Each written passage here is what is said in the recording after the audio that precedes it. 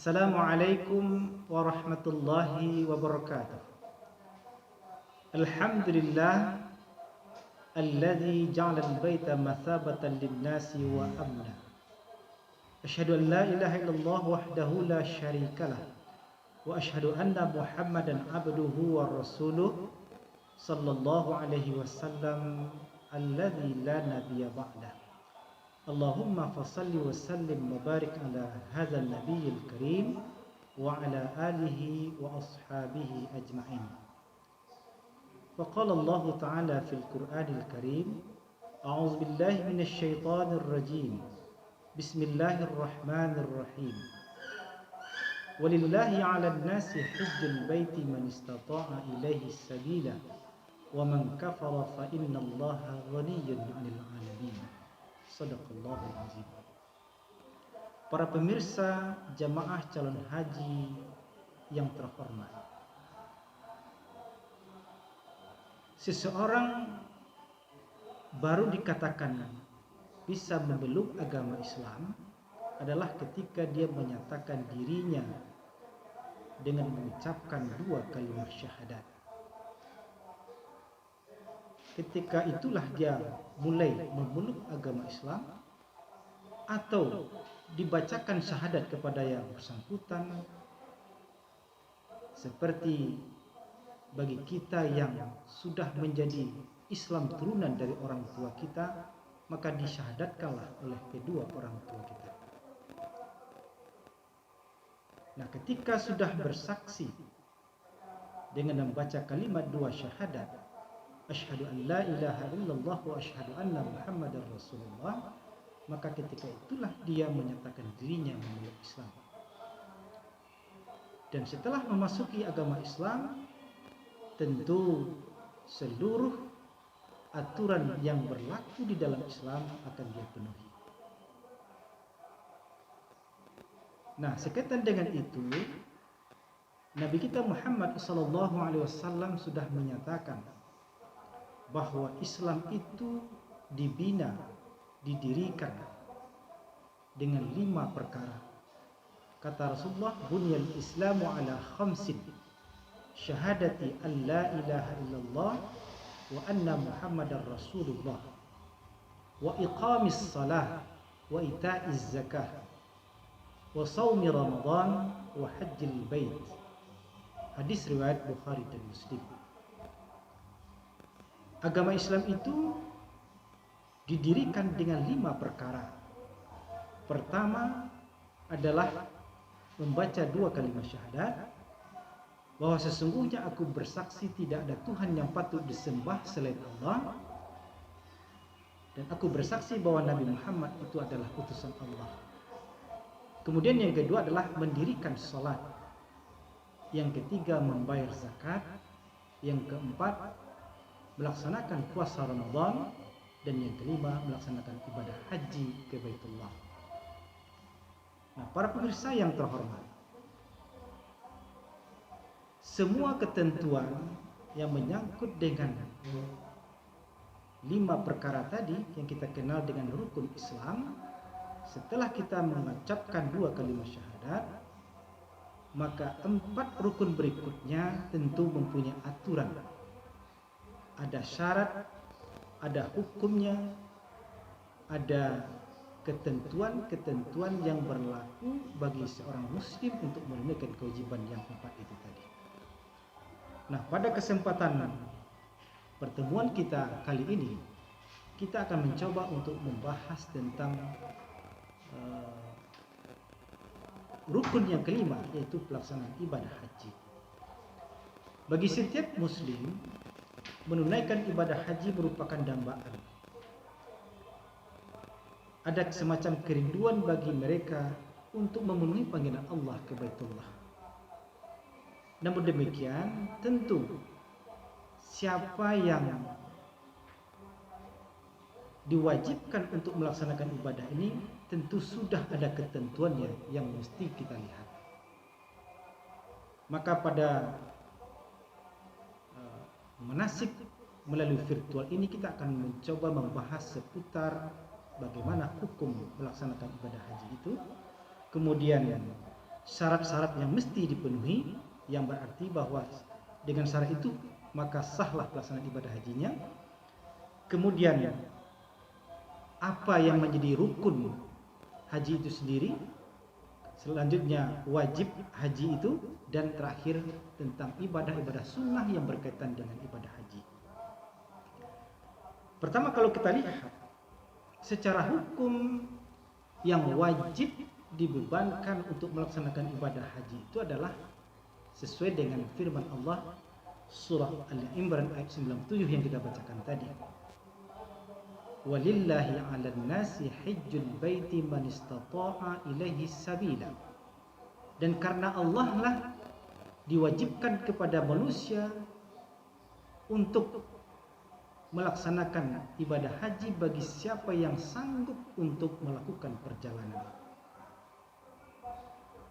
Seperti yang kita ketahui bahwa ibadah haji itu baru diwajibkan kepada Rasulullah beserta umatnya termasuk kita adalah pada tahun ke-6 Hijriah. Dan Rasulullah sendiri baru bisa melaksanakan ibadah haji itu pada tahun ke-8 Hijriah. Itu pun kembali tertunda karena dihalangi oleh orang-orang kafir Quraisy, sehingga beliau tidak bisa melaksanakan ibadah haji pada tahun ke-8 Hijriah itu. Nah, baru bisa terlaksana ketika Rasulullah SAW berusia 63 tahun, artinya pada tahun ke-10 Hijriah. Ketika itu Rasulullah sudah 63 tahun atau 3 bulan sebelum Rasulullah wafat.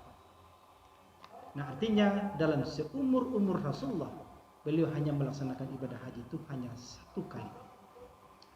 Sementara ibadah umrah Rasulullah pernah melaksanakan sebanyak 4 kali di tahun yang berbeda, yaitu pada tahun ke-6 Hijriah, tahun ke-7, tahun ke-8, dan tahun ke-10 Hijriah.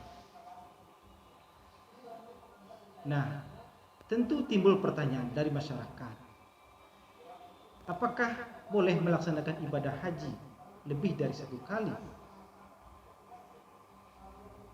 Secara tegas memang tidak ada larangan bahwa kita dilarang melaksanakan haji lebih dari 1 kali. Tapi tuntunan yang pernah dikerjakan oleh Rasulullah melalui sunnah kauliyahnya, beliau hanya melaksanakan haji itu 1 kali seumur hidup. Kita tidak tahu persis sekiranya beliau bisa melaksanakan ibadah haji pada tahun ke-6 itu, atau tahun ke-7, tahun ke-8 dan berikutnya. Wallahu a'lam. Tapi yang jelas Rasulullah hanya melaksanakan 1 kali dalam seumur hidup. Nah, para pemirsa jemaah calon haji rahimakumullah, selanjutnya kita akan mencoba melihat di samping ketika sudah diwajibkan ibadah haji kepada orang-orang yang sudah memenuhi syarat, maka tentu juga akan kita melihat apa saja yang menjadi syarat sahnya seseorang untuk melaksanakan ibadah haji kepada Allah. Para ulama sebagian besar sepakat bahwa syarat sah untuk melaksanakan haji itu ada 5. Di antara pendapat ini adalah dari Imam Syafi'i. Beliau mengatakan bahwa syarat-syarat sah haji itu, yang pertama beragama Islam, yang kedua baligh, yang ketiga berakal, yang keempat merdeka, dan kelima mampu. Nah, kalau kita lihat syarat pertama bahwa yang dijatuhkan syarat sah untuk wajib haji itu adalah orang muslim, maka selain muslim, jangankan untuk dikatakan sah, untuk mengerjakan saja tidak dibenarkan. Memasuki 2 tanah haram saja mereka tidak dibenarkan. Dalam surah At-Taubah ayat ke-28 Allah katakan, ya ayyuhalladzina amanu innamal musyrikuna najasun fala yaqrabul masjidal haram ba'da amihim hadza. Wahai orang-orang yang beriman, sesungguhnya orang-orang musyrik itu adalah najis, maka mereka tidak dibenarkan memasuki Masjidil Haram setelah tahun ini. Para pemirsa yang terhormat, maka tentu ini secara logika jelas sampai hari ini selain muslim tidak dibenarkan memasuki dua tanah haram ini. Yang kedua, syarat kedua baligh. Artinya orang yang belum baligh tentu tidak sah untuk melaksanakan ibadah haji meskipun dia melakukan. Meskipun dia boleh berangkat, tetapi karena belum akil baligh maka hajinya belum sah. Maka kapan seseorang itu baligh? Ulama memang ada berbeda pendapat, tapi sebagian besar mengatakan bagi seorang wanita maka dia akan menginjak baligh dari segi umur minimal 9 tahun, maksimal 17 tahun. Sementara untuk laki-laki minimal 12 tahun dan maksimal 18 tahun. Nah, kalau sudah mencapai umur segitu sampai akil baligh itu, maka syarat sah untuk melaksanakan ibadah haji sudah bisa dikantongi. Kemudian yang ketiga, syarat sah haji itu adalah berakal sehat. Arti mahum mukhalafahnya adalah orang yang gila, yang tidak sehat akalnya, maka tentu tidak sah apabila dia hadir ke Baitullah untuk melaksanakan ibadah haji. Selanjutnya merdeka. Yang sah pelaksanaan ibadahnya adalah orang yang bisa bertindak secara hukum baik untuk dirinya maupun orang lain. Itulah orang yang merdeka. Maka orang seperti budak itu tidak sah untuk melaksanakan ibadah haji. Nah, terakhir syaratnya adalah memiliki kemampuan. Ini yang digambarkan dalam firman Allah tadi, man istata'a minkum. Maksud kami adalah orang yang sanggup untuk melaksanakan perjalanan ke Baitullah itu. Nah, kesanggupan ini kalau kita lihat ada 3 macam. Yang pertama, kesanggupan dari segi materi. Yang kedua, dari segi kesehatan, artinya kemampuan fisik. Karena memang ibadah haji itu adalah pekerjaan fisik. Dan yang terakhir, dia memiliki kemampuan tentang ilmu manasik haji itu. Maka kalau kita lihat kemampuan secara ekonomi, baik harta yang dia miliki maupun orang yang memberikan harta kepadanya, ketika sudah memenuhi secara ekonomi, maka dia sudah memiliki kemampuan. Maka kalau ada orang yang melaksanakan ibadah haji dengan kemampuan ekonomi, dia sudah sanggup, maka tentu sudah jatuh kewajiban kepada dirinya. Tetapi dengan catatan, harta yang dia bawa itu betul-betul harta yang halalan thayyibah. Dalam sebuah hadis yang cukup panjang, Rasulullah pernah memberikan peringatan kepada kita. Kata Rasulullah, "Idza kharajal hajju bi nafaqatin thayyibah, fa wada'a rijlahu 'alal gharzi, fanada labbaik Allahumma labbaik." Nada munadim minas sama, labbaika wa sa'daika, zaduka halalun wa rahilatuka halalun wa hajjuka mabrurun ghaira ma'zurin. Wa idza kharaja al-hajju binafaqatil khabisah fa wada'a rijlahu 'ala al-gharzi fanada labbaika Allahumma labbaik. Nada munadim minas sama, la labbaika wala sa'daika, zaduka haramun wa nafaqatuka haramun wa hajjuka ma'dzurun ghaira mabrurin. Para pemirsa yang terhormat, hadis ini menyatakan bahwa apabila seseorang ingin menunaikan ibadah haji, dia ingin berangkat menunaikan haji ke Baitullah, lalu dia melangkahkan kaki naik ke atas kendaraan sembari menyampaikan lafaz kalimat labbaik Allahumma labbaik, maka yang di langit akan membalas perkataan labbaik itu dengan labbaika wa sa'daika. Zaduka halalun, persiapanmu halal, rezekimu halal, maka hajimu diterima, tidak ditolak. Akan tetapi sebaliknya, wa iza kharajal haju binafaqatil khabisah, dan apabila kamu seseorang keluar untuk menunaikan ibadah haji dengan harta yang khabisah, artinya tidak harta halal atau syubhat, lalu dia melangkahkan kakinya dan menaiki ke atas kendaraan, lalu berucap labbaik Allahumma labbaik, maka yang di langit pun akan memberikan jawaban la labbaika, tidak ada panggilan untukmu, dan tidak pula ada kegembiraan untukmu. Kenapa? Karena harta yang kamu bawa itu adalah harta haram, nafkah yang kamu bawa itu adalah nafkah haram, maka hajimu akan tertolak, tidak diterima. Nah, ini yang perlu kita garis bawahi. Artinya kemampuan dari segi ekonomi, harta yang kita bawa itu betul-betul harta yang dipastikan kehalalannya, bukan harta subhat. Malah yang lebih parah, bukan harta dari hasil menzalimi orang lain, harta yang bukan milik kita.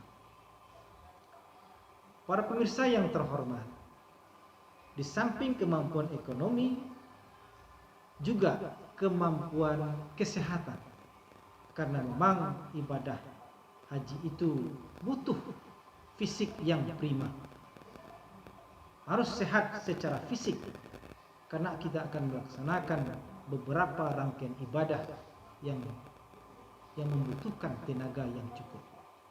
Maka kalau seseorang tidak mampu dari segi kesehatan, tapi dia mampu dari segi harta, maka itu belum mencakup kepada kemampuan yang dimaksud dalam ayat ini tadi. Kemudian yang ketiga adalah kemampuan dari segi ilmu manasik haji. Layaknya seseorang dalam melaksanakan ibadah, apapun sesungguhnya ibadah itu, idealnya adalah memahami tentang ibadah yang dia lakukan. Maka sangat naif sekali kalau ada di antara jamaah haji yang tidak tahu dia dengan ilmu manasik haji. Dia tidak mengerti dengan rukun haji, tidak jelas apa yang menjadi wajib haji, tidak tahu dia apa yang menjadi larangan ihram, dan lain sebagainya. Maka oleh karena itu, seseorang yang akan menunaikan ibadah haji betul-betul mampu secara mandiri memahami ilmu manasik haji.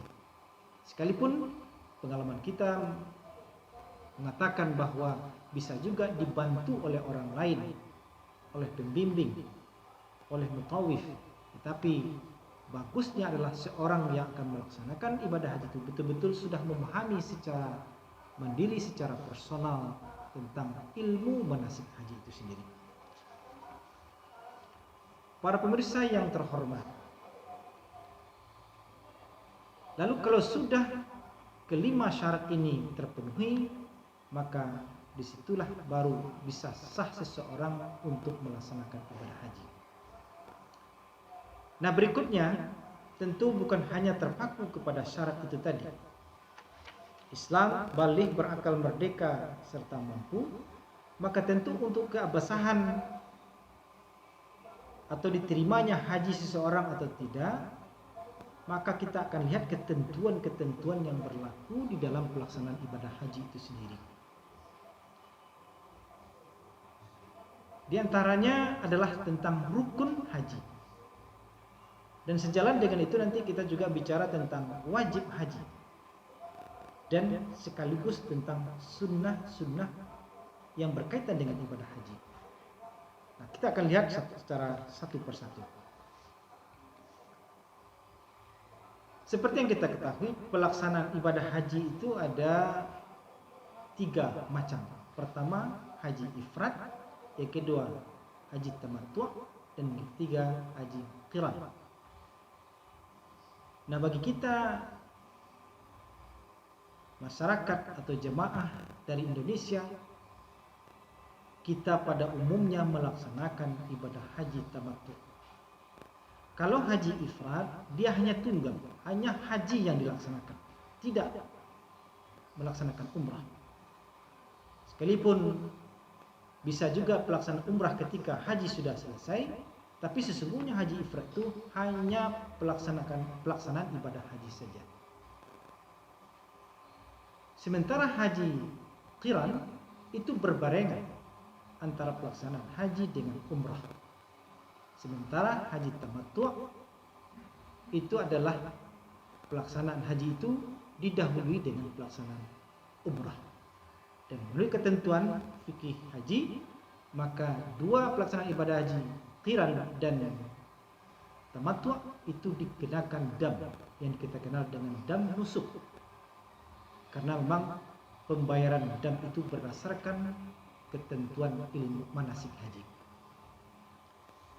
Para pemirsa yang terhormat, maka kalau kita coba melihat apa saja yang tercakup ke dalam rukun haji itu, secara sederhana kita mengambil pengertian rukun haji itu adalah rangkaian ibadah yang kita laksanakan. Kalau seandainya tidak dilaksanakan, maka ibadah hajinya tidak sah.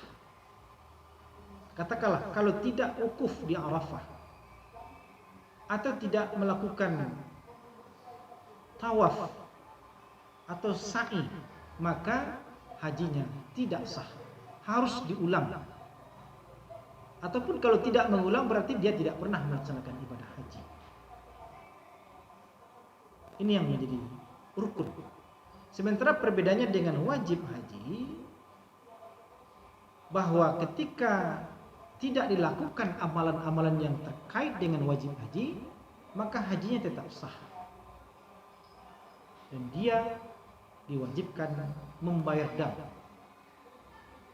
Membayar dam yang kita kenal dengan dam isa'ah, pembayaran dam akibat kelalaian atau kesalahan yang bersangkutan. Sementara untuk ibadah-ibadah sunat yang berkaitan dengan ibadah haji itu, inilah ibadah tambahan yang sesungguhnya ini sangat penting untuk dilakukan dan dilaksanakan oleh setiap jemaah. Para pemirsa yang terhormat, nah sekarang kita melihat apa saja yang menjadi rukun haji itu. Yang pertama adalah berniat. Berniat untuk melaksanakan ibadah haji dengan meninggalkan seluruh larangan ihram. Nah, ini menjadi sesuatu yang sangat penting. Kalau sempat seseorang jemaah haji tidak berniat seperti yang kita sampaikan di awal tadi, maka berarti ibadah hajinya tidak sah. Nah, kalau kita melihat kapan dilaksanakan niat itu, maka niat haji bagi seluruh jamaah haji Indonesia termasuk juga dari bangsa yang lain, maka mereka akan melafazkan niat ihram atau niat haji itu ketika mereka sudah berada di kota Makkah Al-Mukarramah. Nah, sepintas bisa kita berikan gambaran bagaimana tata cara pelaksanaan ihram atau berniat itu. Untuk melaksanakan atau melafazkan niat, maka ada beberapa perbuatan yang kita sangat dianjurkan. Yang pertama adalah bahwa calon jemaah haji itu membersihkan dirinya. Mungkin diawali dengan merapikan rambutnya, memotong kuku, atau merapikan kumis, dan sebisa mungkin atau sebaiknya lakukanlah dengan mandi. Bersihkan seluruh tubuh kita. Nah, setelah itu baru setelah mandi dianjurkan untuk memakai harum-haruman. Kemudian baru memakai pakaian ihram, yaitu pakaian yang tidak berjahit bagi laki-laki, dan bagi wanita adalah pakaian seperti biasa yang menutup seluruh aurat. Nah, setelah mandi, setelah memakai pakaian ihram, maka bersiaplah untuk melaksanakan salat sunat 2 rakaat. Salat sunat 2 rakaat itu dilakukan di tempat kediaman kita di hotel, dan setelah melaksanakan salat sunat 2 rakaat baru melafazkan niat haji.